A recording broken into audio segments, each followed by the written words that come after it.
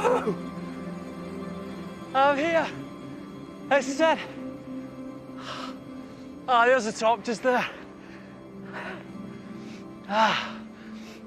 No, this is fantastic. What a view. I'm back. I was last here 25 years ago. 25 years. And somewhere around here I left my hammer. Oh, look at this. Here we are. Woo! Oh, would you look at this? Look at this view. This is what I remember. This is our ancient heritage laid out before our very eyes. Scotland's landscape has an epic and violent past. Hidden in these mountains and glens is the history of the planet. I'm going to show you how this landscape was used by a bunch of brilliant, maverick, eccentric scientists to solve the greatest mysteries of the Earth. And following in the footsteps of these pioneers, who blazed a trail where no one had been before.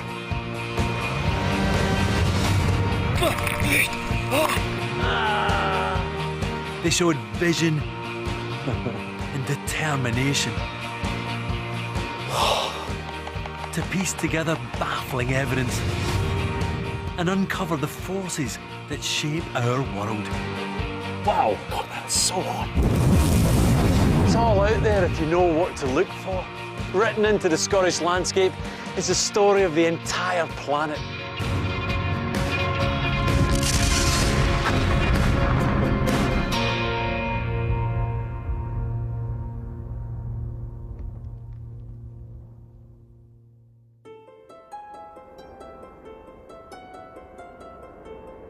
The remote northwest Highlands of Scotland.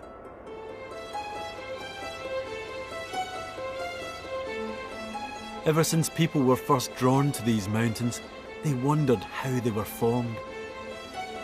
How did they come to be so high, so dramatic?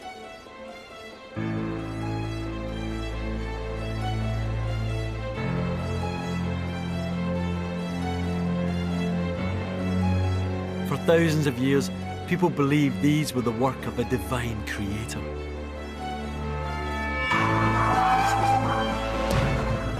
But by the 19th century, a new branch of science had emerged: geology.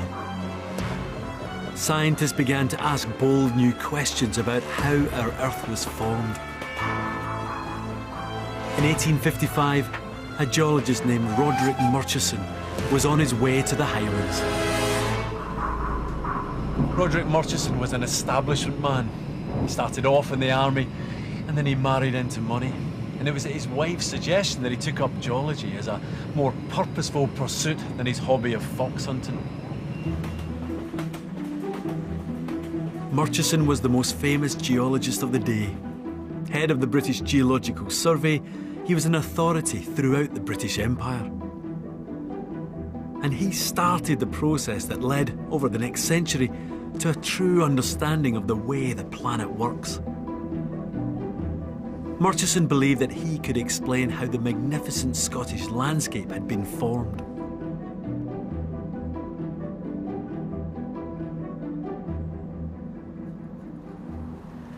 Murchison has come up with his own grand scheme, which he claims can unlock Scotland's geological past, the story of its landscapes and mountains, and it's based on one very simple idea.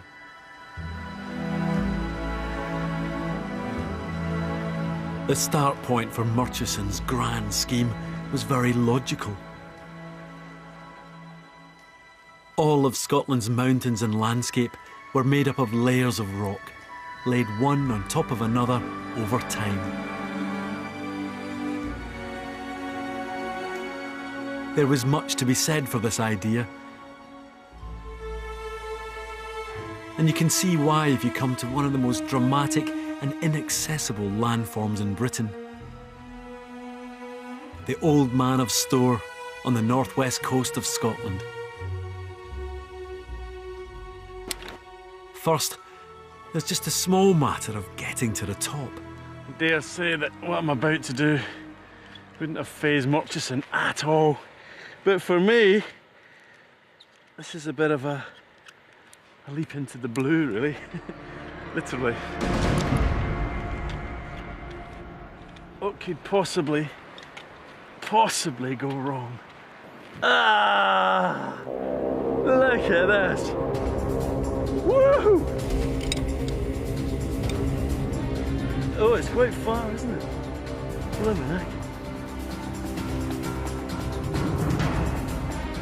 This may seem rather extreme, but when I get there, this stack will show something very important about how the landscape is formed. Woo! Ah. Final push. Oh, here we go, let me touch it. A stack of stone. I'm here, almost.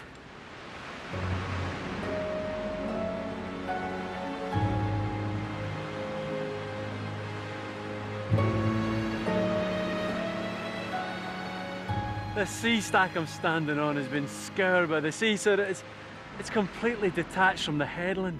And that means it gives this wonderful three-dimensional slice right down through the landscape. Feel as if you're on the top of the world here.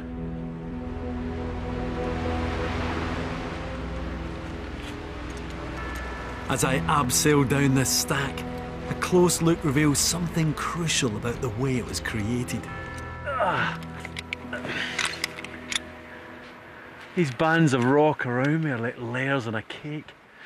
Murchison and the early geologists recognised that rocks like these started out as soft sediment laid down by water and then solidified, building up one after another over millions of years. So that means that the rocks that are maybe, I don't know, what, 20 metres below me are millions of years older than the ones here, and maybe tens of millions of years older than the ones at the top of the stack.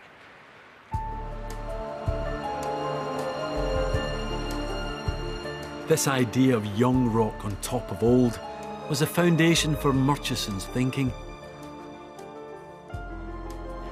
But he took it much further. As he travelled across Scotland, he saw how exposed rock lay in angled layers. He believed these layers were piled up in a simple pattern, with the oldest rocks on the west of the country and the youngest rocks on the east. For Murchison, it was all so beautifully simple. He was convinced that the Northwest Highlands were built up layer upon layer, just like this stack of slate here. And if you walked inland from west to east, you travelled through a cross-section of younger and younger rocks. Because Murchison was the top dog of geology, for 40 years this grand but simplistic scheme becomes dogma. It was all very logical and plausible, and the evidence seemed to stack up. Murchison was so sure he was right, he used his influence to outmaneuver his rivals and quash any alternative theories. But if only it had been that simple. That mountainside over there seems at first glance to be the perfect example of Murchison's regular succession of layers of rock stacked on top of each other. But actually, a discovery made in the hills around here would shatter that neat little picture.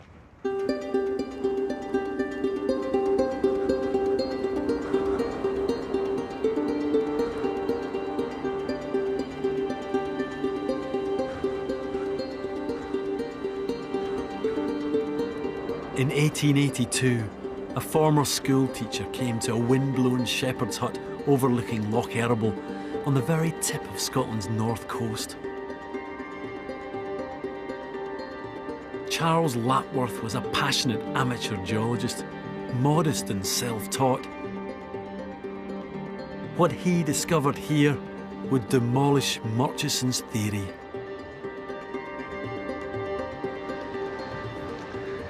When Lapworth came here, he stayed in this old shepherd's hut and for weeks braved the elements and went up daily, wandering into the hills to do his work. And the key to the phenomenal success that he had up in those hills was his painstaking methods. He even would wear this special coat, which had all these pockets in it. It's kind of like a portable filing cabinet. And in there he would collect little samples of rocks and samples of fossils and tuck them away. And that allowed him to cover the ground inch by inch, collecting samples as he went in incredible detail. Far more detail than that practiced by the so-called expert geologists of the time. Lapworth suspected that Murchison's theory was too simplistic, and he was unwilling to accept the established view. So he set off into the hills in a bid to solve the riddle of the rocks.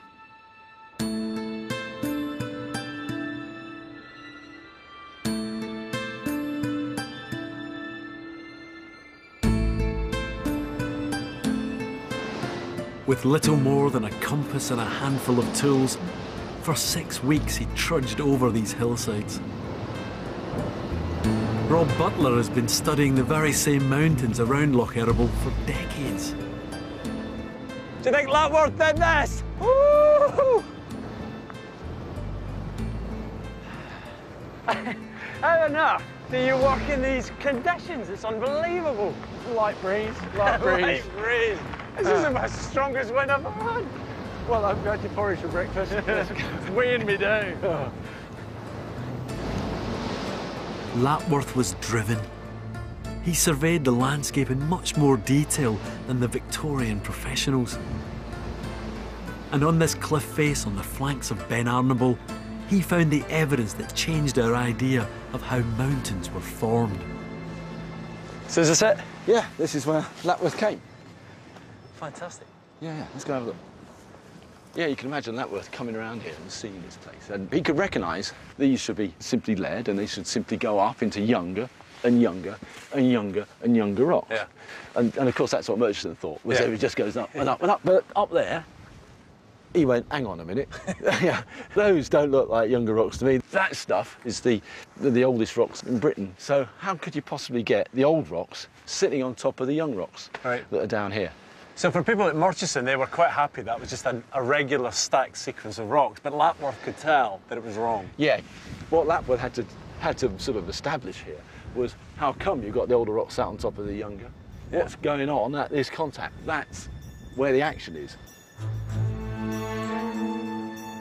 When Lapworth examined the cliff carefully, he spotted something no one had noticed before. A thin layer sandwiched between the old rock above and the young rock below. What Lapworth recognised was that the old rocks are being reprocessed and ground, rather like a sort of industrial mill, Yeah. processing and grinding it down into sort of a very streaky looking, smeared out material. Yeah. And this is the brilliant bit, because he realised that this processing involves a grinding and therefore a horizontal motion. This thin, streaky layer showed Lapworth something then almost unthinkable. The ancient rocks above had been grinding slowly sideways, up and over the younger rocks below. So that slab of rock above has been sliding towards us, really. It would have been over our heads, and the bottom of it was all getting crushed along. Yeah. The old rock started out underneath, so it's been brought up and Yeah. over and across. Thrust over. Murchison had believed the landscape was made up of sedimentary layers that got progressively younger the further east you went.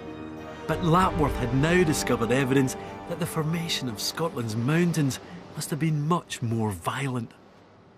It is a truly revolutionary way of looking at rocks, and the idea that they involve big motions and grinding processes, it does change fundamentally the way in which you view mountains.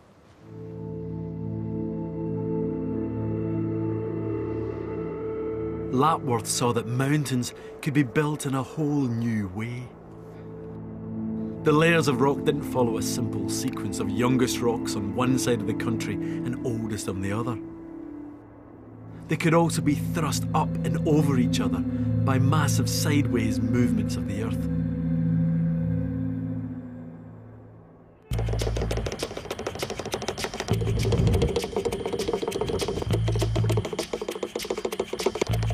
This box is a replica of a model that the Victorians used to explain how sideways movements built mountains. Just putting a layer of black sand along the base of the box here. And that's going to be our first geological layer. God, I'm going to have to get a move on.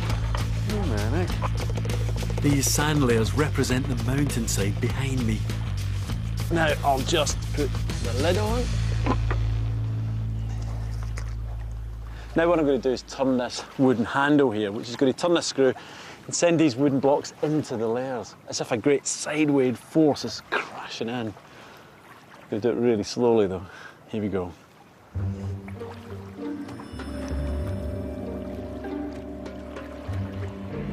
Here we go. There she goes, look at that. It actually works.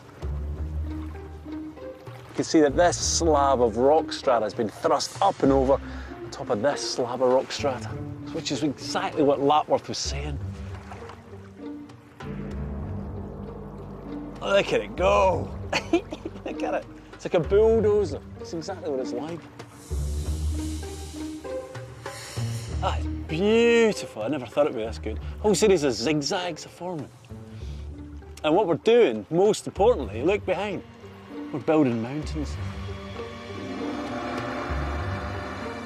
And the point is that is exactly what's going on over there.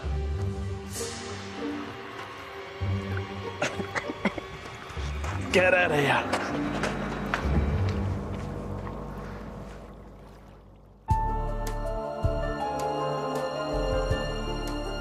What the amateur Lapworth had spotted in the Highlands made a total mockery of Murchison's grand orderly scheme.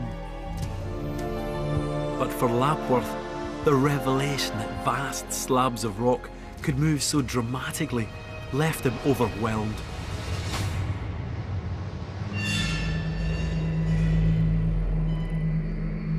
Whether it's the excitement of the discovery or the relentless pace of the work, it all proves too much of a strain.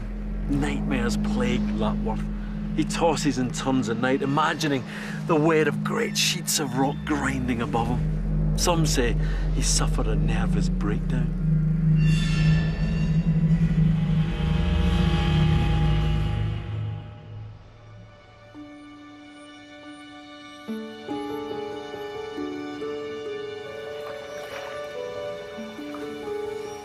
Lapworth did recover, and he published his findings in 1885.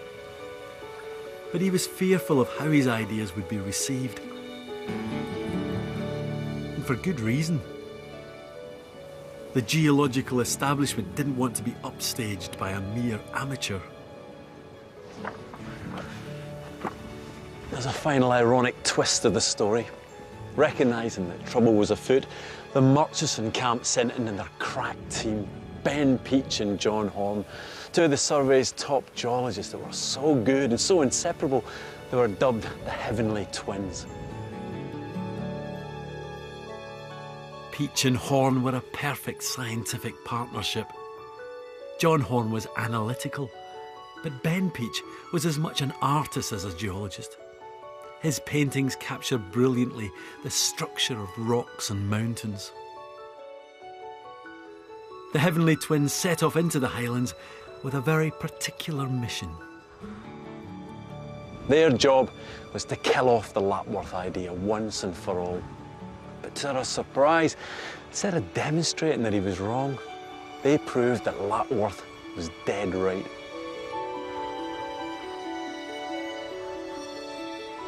Peach and Horn found a whole range of mountains in the West Highlands thrust up by big sideways movements. Lapworth was completely vindicated. Although in his lifetime, sadly, he never received the credit his brilliant discovery deserved.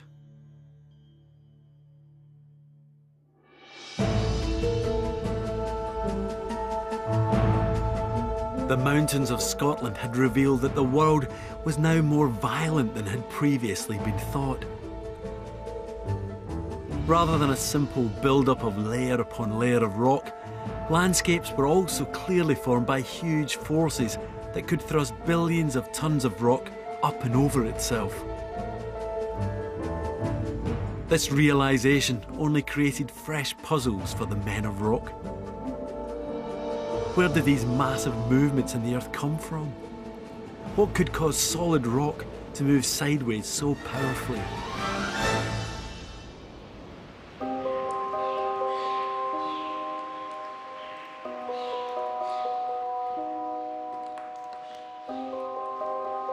The early geologists didn't realise it, but one of the biggest clues was right under their feet.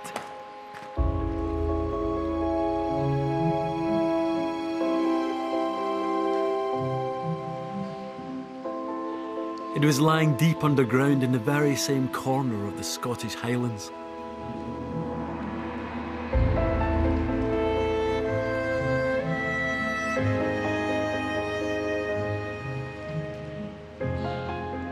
Just a few miles away from the mountains Lapworth conquered is this dramatic cavern.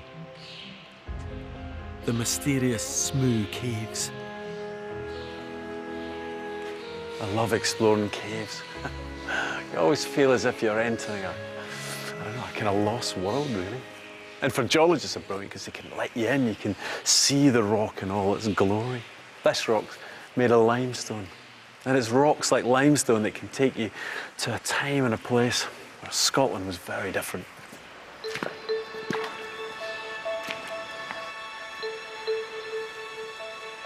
There's a whole swathe of these types of rocks running up and down the West Highlands. What's special about them is something they contain. As Peach and Horne investigated Lapworth's theory, they made an extraordinary discovery of their own.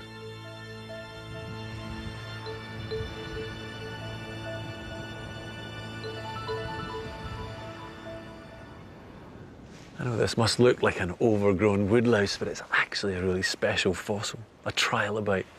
500 million years or so ago, you'd have found them swimming around in the warm shallows.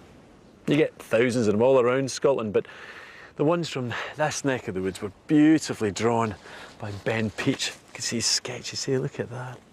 Fantastic artist. And he's got this exquisite attention to detail. But even more amazing is the story they tell. These seemingly insignificant little fossils date back 500 million years. But they're far more than just ancient creatures. They were part of a jigsaw of evidence that would ultimately help to explain the movement of mountains.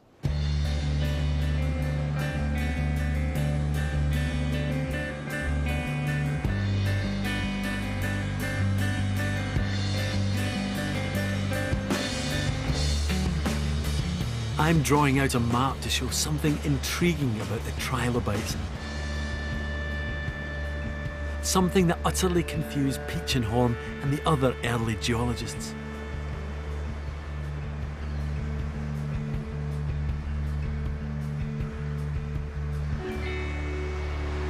Thing is, it's not the trilobites themselves that were important. It was the type of trilobites and where they were found. The trilobites that were found in England and Wales are the same type that they found right across continental Europe. But they were completely different to the trilobites that we found in Scotland. The Scottish ones were the same as those that were found in places like Greenland and Newfoundland down here. In other words, similar to those in North America. The big question was why?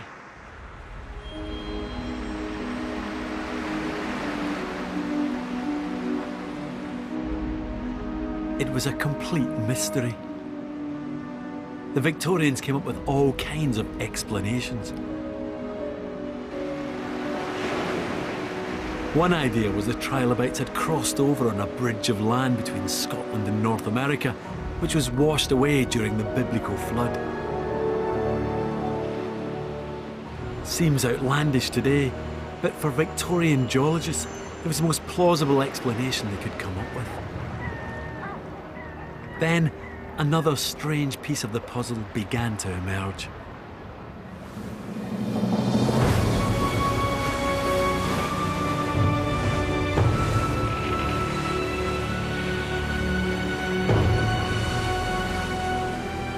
December 23rd, 1872, a ship set sail for an epic voyage.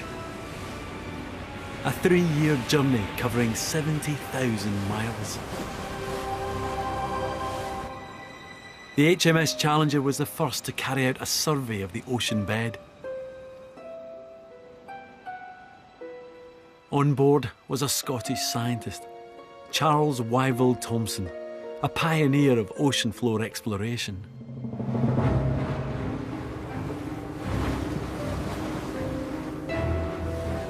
Sailors and scientists knew very little about the depths beneath the waves.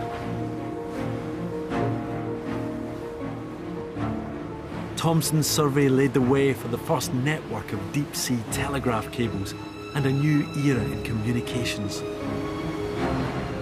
To survey the seabed, Wyville Thomson's ship had miles and miles of rough hemp rope, at the end of which was a lead weight. Now what they would do is they'd hang this over the edge and just chuck it overboard, really. The lead weight would plunge to the bottom. That was the easy bit. The hard work starts when you're hauling this thing back in. It must have been absolutely hell. I mean, you can imagine doing it when the boat's pitching and tossing. The rope's just slicing through your fingers. It's cold, it's wet, you're miserable, you're exhausted. And all the time you're trying to count the number of fathoms that you're hauling up. And at the end of it all, you've got a single measurement of the depth, and you've got to do that thousands more times.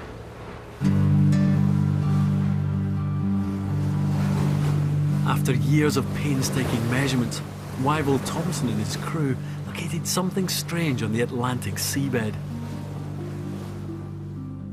Roughly halfway to America, the ocean floor rose sharply.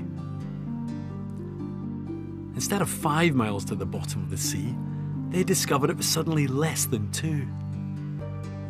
Wyville Thomson was mystified.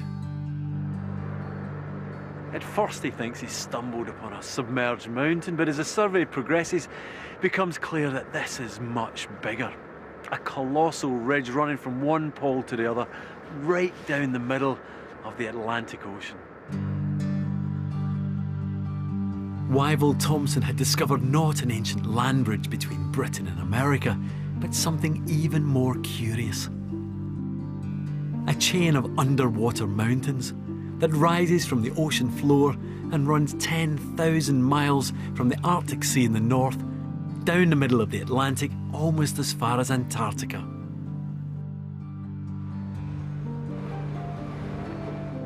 The origins of this mid-Atlantic ridge were a complete mystery.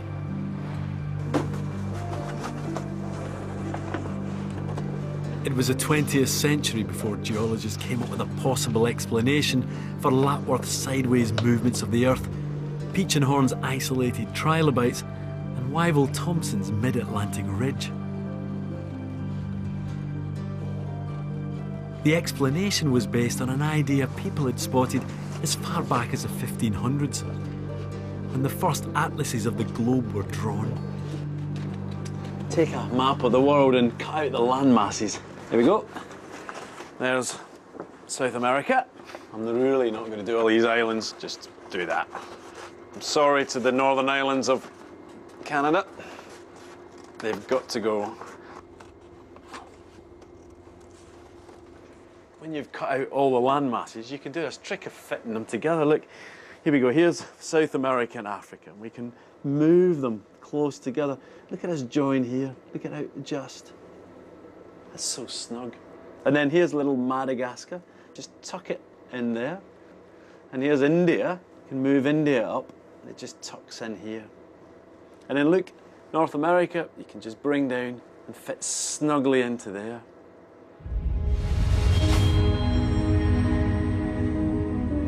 This trick of the maps led some geologists to think that all the world's land masses were once joined together,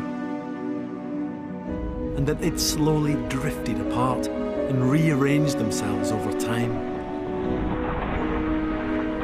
An idea they began to call continental drift.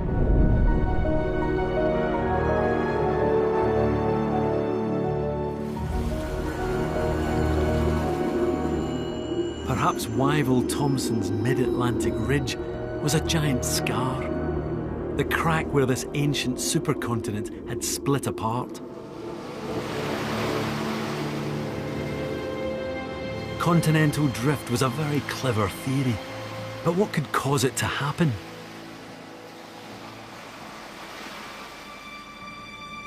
Huge forces were clearly at work, but the men of rock struggled to make sense of their discoveries. Then, early in the 20th century, a gung-ho geologist, again working in Scotland, found another part of the puzzle.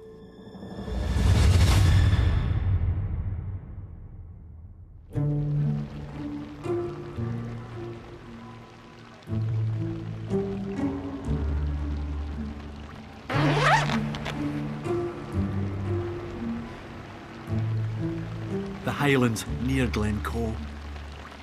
For many, a wet and sometimes miserable experience. Back in the early 1900s, an intrepid young geologist, Edward Bailey, had a bracing daily routine out here.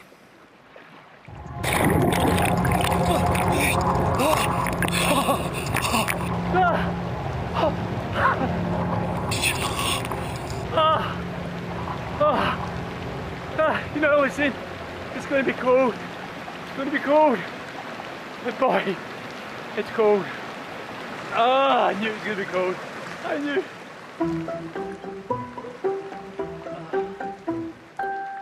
Bailey spent years training himself to be tough.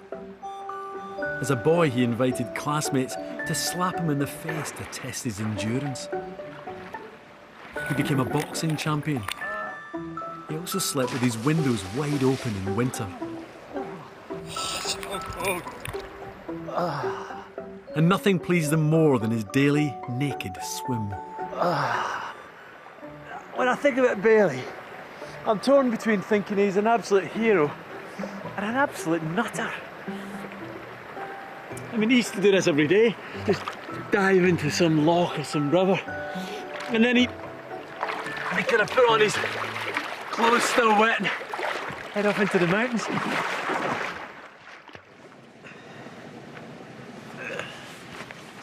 Here's me with all the gear. But that wasn't the style for our Bailey. Look at him. He's got these all-weather shorts. Look at him in the snow. And when the survey told him that wasn't professional enough, he told him to stuff the job. He resigned.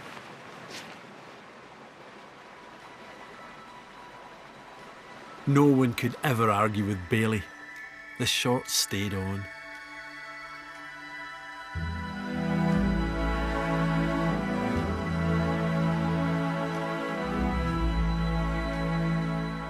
In 1905, Bailey came to the peaks of Glencoe to join a British Geological Survey team who were mapping the Highlands.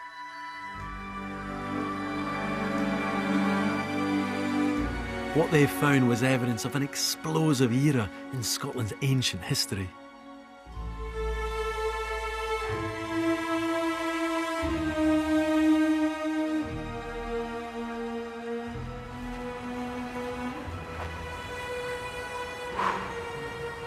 When geologists first started investigating Glencoe, they realised that there were lots of volcanic rocks here. The whole place is stuffed full of them. But they didn't know why. What were they doing here in the heart of the Highlands? Bailey and his team set off to find out. Inch by inch, they set out to carefully map and survey the landscape. Bailey was often frowned upon, since he took official maps and completely redrew them as he saw fit. He was devoted to his fieldwork in the mountains.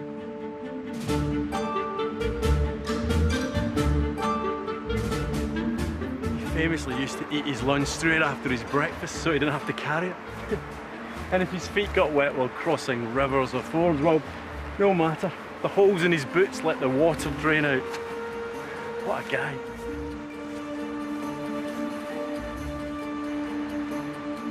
As Bailey climbed through Glencoe, he began to follow a dramatic crack up the side of the mountain.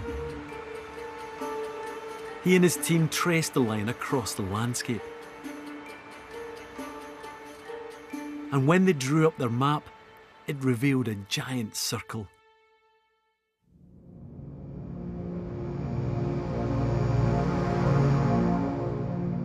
Bailey realised this was no ordinary geological feature.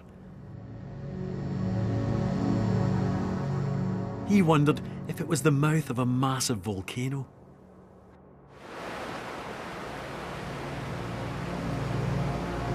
Then he looked more closely at the rocks themselves.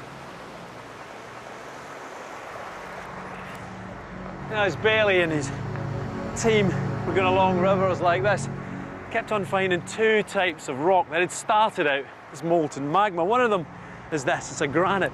You can see it's got really big crystals. The other one is this, look at it. It's got really fine crystals. You can't really see them at all. Molten rock deep underground cools very slowly, and large crystals have time to grow. But molten rock that is exploded out into open air cools rapidly, so crystals don't have time to form. So we get one rock that's down deep and the other rock near the surface. Yet here, they're found side by side. Bailey wants to know why.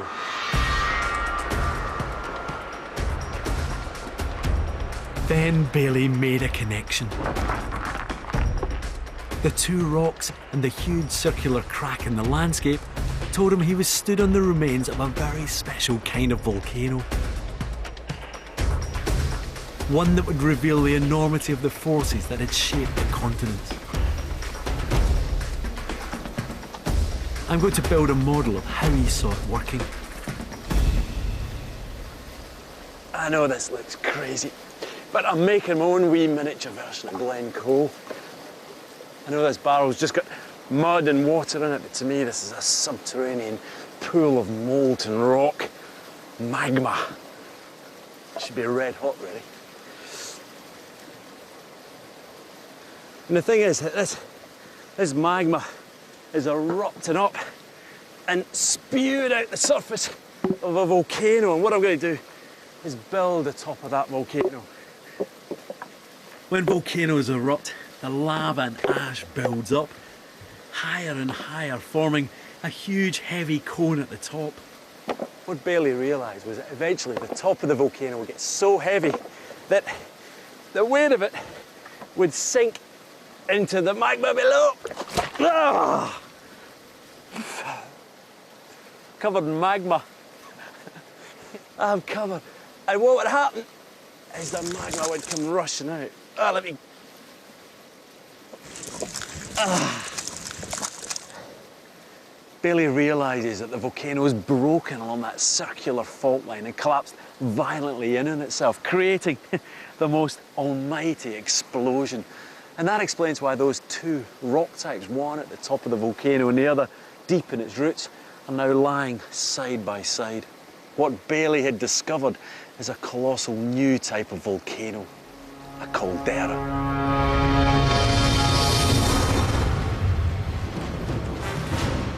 Calderas produce the most explosive eruptions on Earth. They're a type of mega eruption caused when a volcano collapses in on itself. As the Glencoe volcano erupted, the magma chamber below began to empty. The base could no longer support the top. The heavy upper cone collapsed inwards and caused a catastrophic explosion.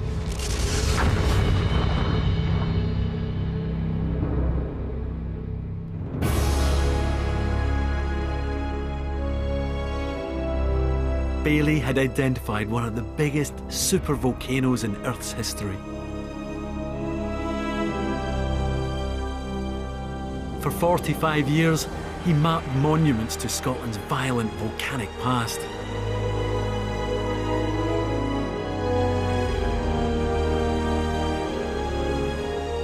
He discovered the country was covered in volcanoes.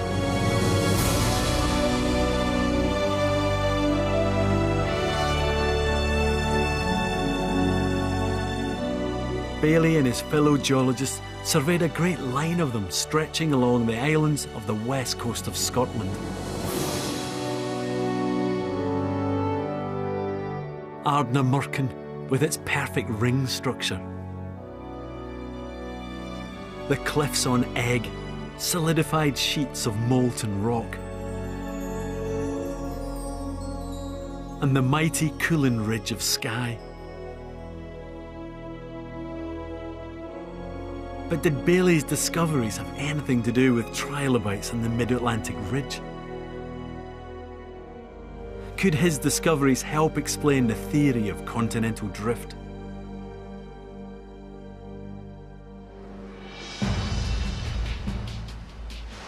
The men of rock now had several pieces of a jigsaw. Lapworth had discovered solid rock had been pushed sideways to form mountain ranges. Peach and Horn had found fossils in Scotland that appeared to match those from the far side of the globe. Bailey had revealed the immeasurable power inside the Earth. And Wyville Thomson had uncovered a giant ridge on the seabed. But no one could understand how they were linked. They had observations, but nothing to tie them together. It would take a geological genius to solve the puzzle.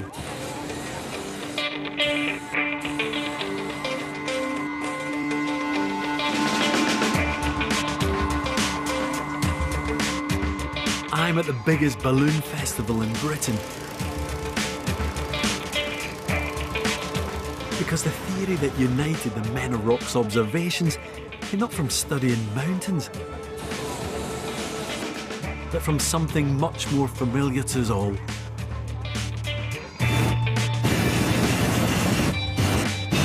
Heat. I love watching this, just the effort to get these things off the ground, all the noise, the action, the heat when you get close. And it's a real battle. You can see them fighting with the balloon as if the balloon doesn't really want to go up, but that hot air just keeps on piling in there and then eventually accepts inevitable and just rears up. And that really is what's driving it there, just hot air. It's pure physics in action.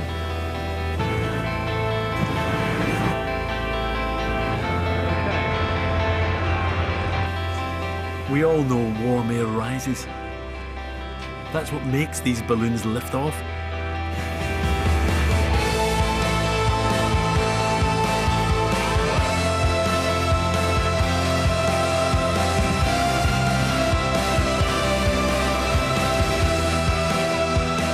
It's a simple but fundamental principle of physics. It's called convection. Heat from the burners warms a huge bubble of trapped air inside the balloon. It becomes less dense than the colder air outside. So up it goes.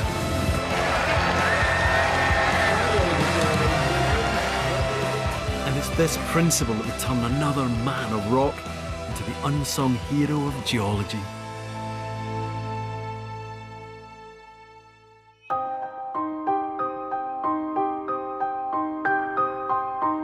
Arthur Holmes was one of the most brilliant minds of the 20th century. He was a professor at Edinburgh University, a geologist and a physicist.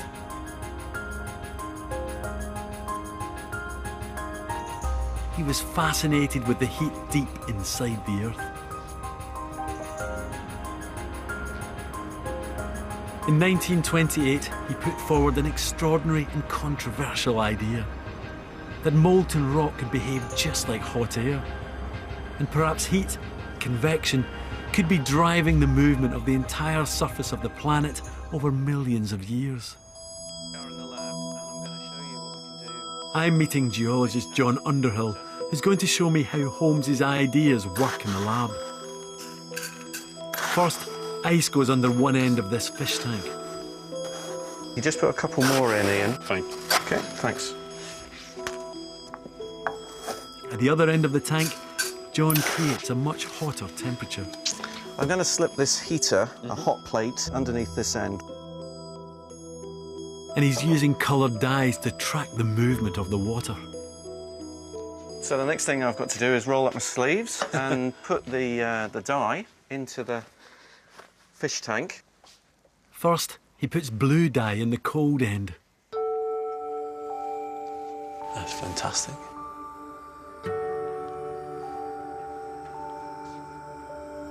In the hot end, he puts red dye. It'll show how heat can create different types of movement. It's quite hypnotic watching it. Now I see it starting to spread, Oh, you can actually see it starting to go up there. and this is convection. Beautiful, isn't it? The hot plate makes the warm red water rise, just like the hot air balloons. On the other side, the cold water is denser, so it sinks. This rise and fall makes something crucial happen. This is where it gets really interesting, Ian, because it's going to hit the top surface, nowhere to go, It's going along. so it's going to now start to go horizontally. That is gorgeous. And we can see it moving sideways and then actually starting to come down. You can see it starting. I mean, this is the crucial thing, Ian. We've got horizontal motion of the water column. So a conveyor belt is set up. The cell of convection is set up. This was Holmes's big breakthrough. The rise and fall of heat drives sideways motion. He realised that if this was molten rock, not water, you'd have a conveyor belt that powered massive movements of the Earth's crust.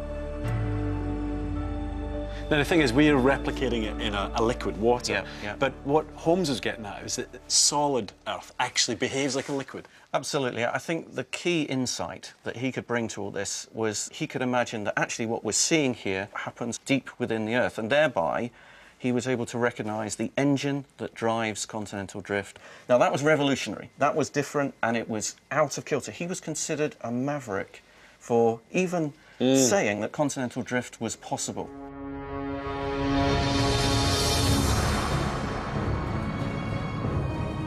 Holmes proposed that heat from the Earth's core drives semi-molten rock to the surface.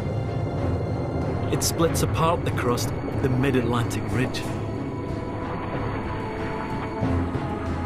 Where it cools, it's forced back into the inner Earth, and a cycle of convection is produced. This was Holmes's great insight.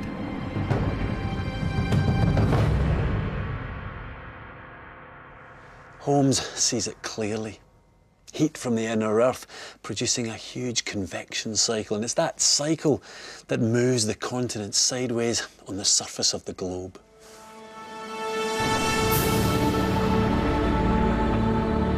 Now, at last, the jigsaw puzzle was complete. Lapworth's mountain showed how these sideways movements thrust old rocks on top of young.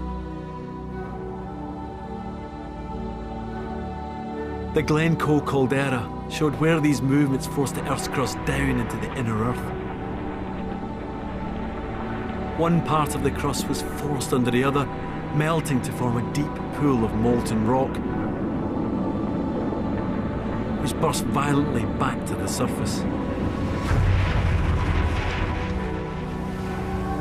And Wyville-Thomson's Mid-Atlantic Ridge showed where convection pushed the Earth's crust apart, and new rock was forced upwards from beneath.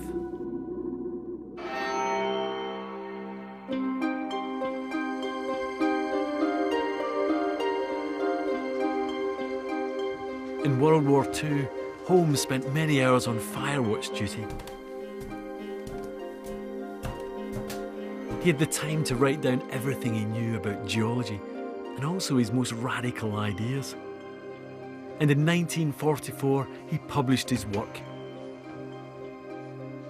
The Principles of Physical Geology, which went on to become the single most important geology book of the 20th century.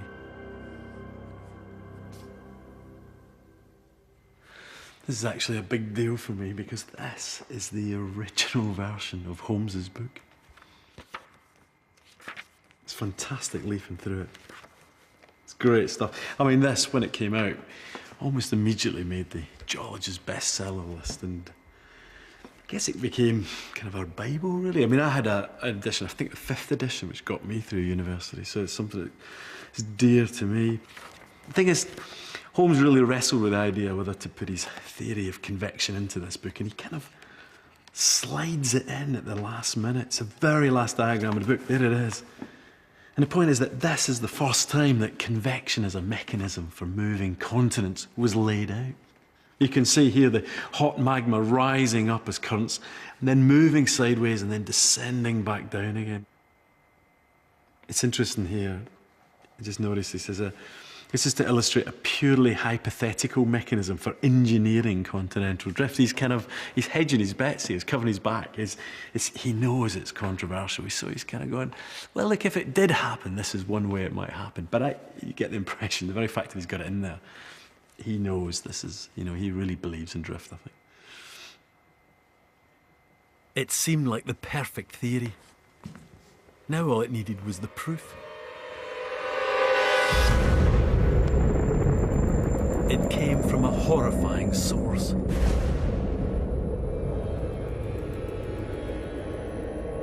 The Cold War brought an unexpected revelation.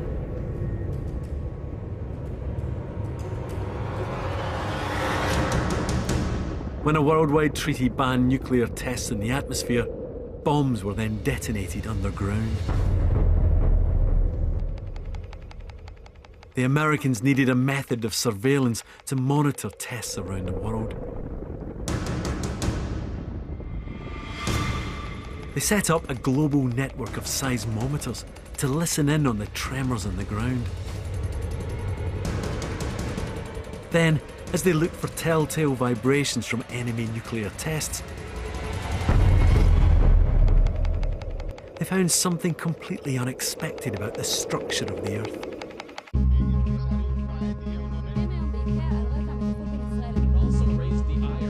The seismometers detected not just nuclear tests, but geological events across the world. Volcanic eruptions and earthquakes. Each tremor a pinpoint on a map. Until a pattern emerged. I know it looks a bit psychedelic, but this is the most important recent development in the history of geology. The world map of tectonic plates.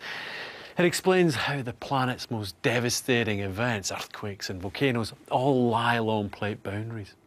What it really shows is where the geological action is, like over here in the middle of the Atlantic, where two vast slabs of crust are spreading apart. Or over here, along the edge of the Pacific, where two slabs are colliding together. You can see right around the Pacific this so-called ring of fire.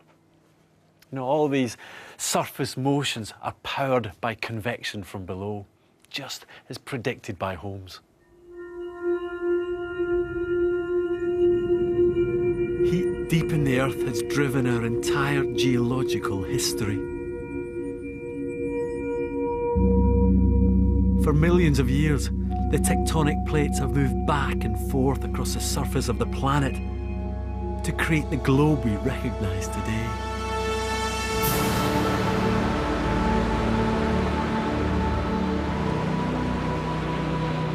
The movement of continents explains the mystery of why fossils from Scotland are so similar to those found thousands of miles away across the ocean.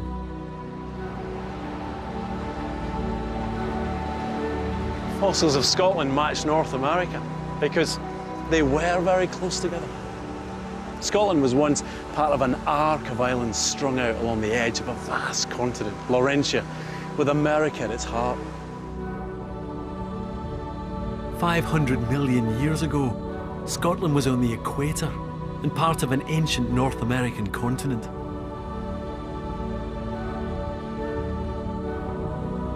Thousands of miles away, separated by a vast ocean, England was part of a different continent too. Over millions of years, those two ancient continents collided. And Scotland finally came together with England in an incredibly slow but immensely powerful act of union.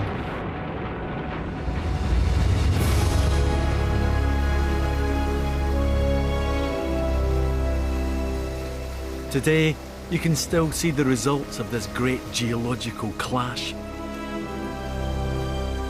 These cliffs became crumpled when the two continents collided. They sit on the border between England and Scotland at St Abbs. Layers of rock that were laid down flat on the ocean floor have been thrust up vertically out of the ground.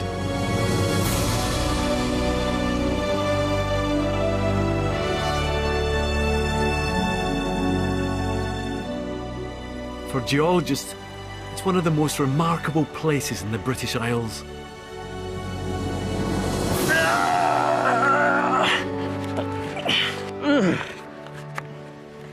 Yeah, these rocks are so crumbly, this whole thing. Just feels really precarious. Dear. These buckled rocks look as if they've been in some kind of giant pile-up. These ones here are angled in this direction, but just down there, they're angled in completely the opposite direction. And it's because this whole coastline is the site of a giant collision, albeit a slow one, between England and Scotland. This clash between the ancient continents forced the rock layers into striking shapes and angles.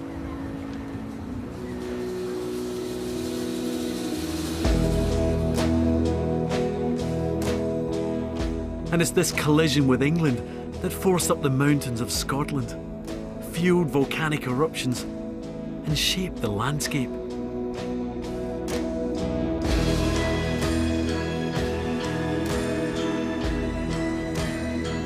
Finally, I'm returning to the Scottish mountain where I was inspired to become a geologist, a man of rock. Duncan on the Isle of Raasay, near Skye.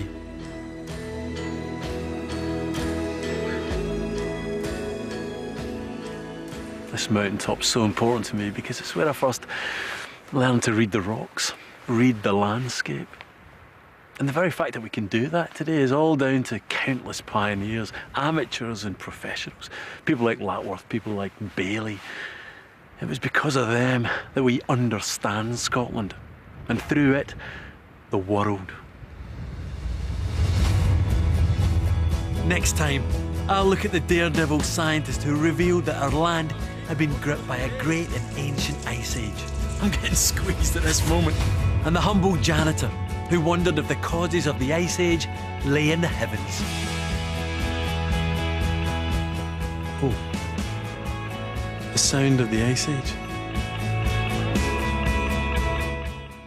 Comedy this evening here on BBC HD with Come Fly With Me at 11. But first, we're off to Albert Square. That's next.